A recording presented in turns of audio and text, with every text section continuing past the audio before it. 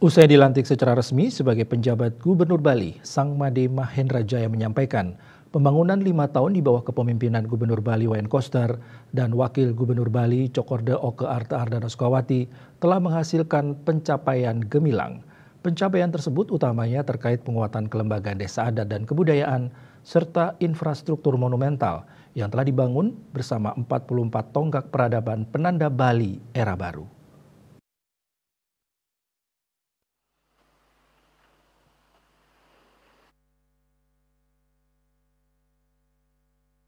Dikatakan Kepala Biro Pemerintahan dan Sang Made Mahendra Jaya berkomitmen untuk melanjutkan pondasi pembangunan yang telah dirintis Gubernur Bali Wayan Koster selama 5 tahun.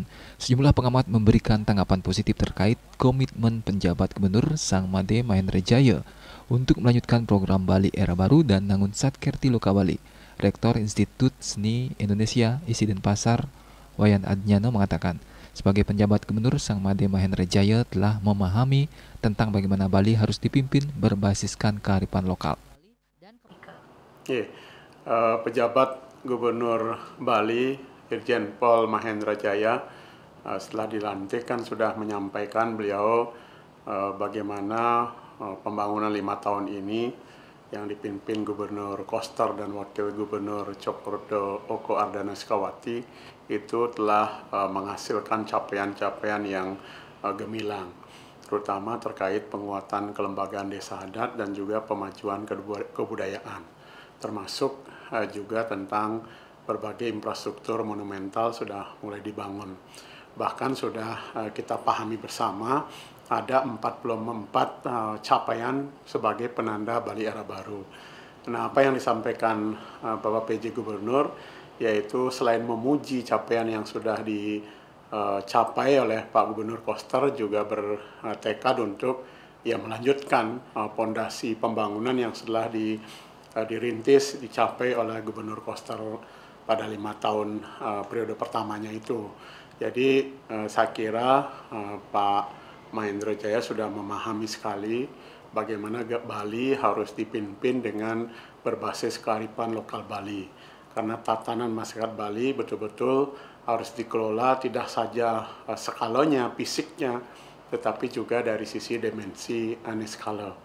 Jadi saya kira Pak PJ Gubernur akan melanjutkan itu, sekaligus juga menguatkan hal-hal yang menyentuh berhubungan dengan tata titi kehidupan masyarakat Bali berbasis kearifan lokal Satkerti. Saya kira itu.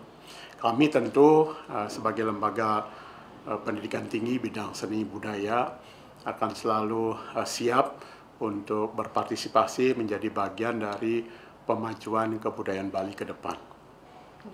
Bagaimana pendapat Bapak sebagai pengamat budaya itu bagaimana dengan kinerja penjabat gubernur tentang komitmennya, itu apa yang harus sebaiknya dilakukan menurut Bapak sebagai pengamat budaya?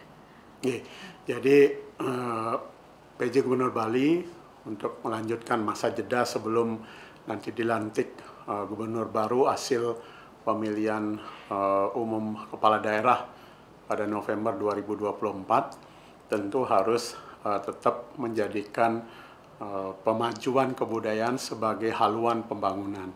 Karena Bali tidak memiliki aset apapun selain kekuatan dari keunggulan dan keunikan kebudayaan Bali. Nah, pirantinya sudah dibangun oleh Pak Gubernur Koster melalui perangkat regulasi yang cukup. Nah, termasuk juga implementasi program-program wahana pemajuan kebudayaan yang sudah banyak dikemas, tinggal bagaimana Bapak PJ Gubernur untuk mengatensi implementasinya hingga sampai ke masyarakat akar rumput. Nah, sehingga seluruh masyarakat betul-betul menjadi pemilik program itu dan berpartisipasi utuh di dalam kerja pemajuan seni budaya Bali. Kepala Perwakilan Ombudsman Republik Indonesia. Wakil Rektor 2 Institut Seni Indonesia ISI Denpasar yang juga merupakan pelaku akademisi Dr.